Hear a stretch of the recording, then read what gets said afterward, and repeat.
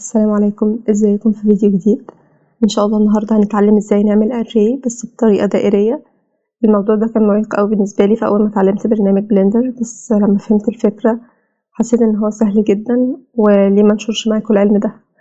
طيب اول حاجه عندي الشكل اللي انا هعمل له اري ايا يكن هو مكعب، دايره، مستطيل. بعدين باجي ادوس شيفت A ومن empty بختار بلين اكسس.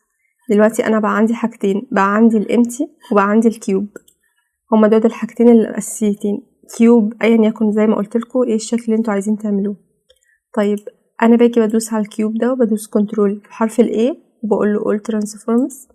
وبرده الامتي ممكن ما تكونش واضحه، بس ممكن ادوس عليها من هنا من collection، وبرده بدوس كنترول A و all transform. هاجي ادوس عند الكيوب اللي عندي عشان اعمل له array من modifier، وبعدين هختار هنا مثلا رقم 5 والغي ده، وبعدين اجي ادوس عند object offset.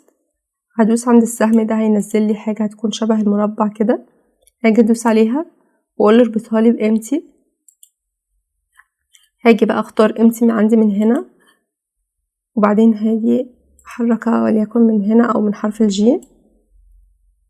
انا وانا لسه محدده الامتي هدوس حرف الار هتظهر لي بالشكل ده.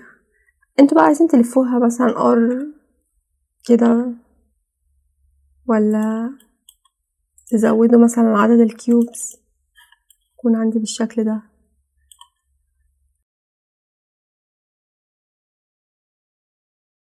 ان شاء الله يكون الفيديو فاتكم. لو حسيتوا ان هو فاتكم ممكن تعملوا لايك او سبسكرايب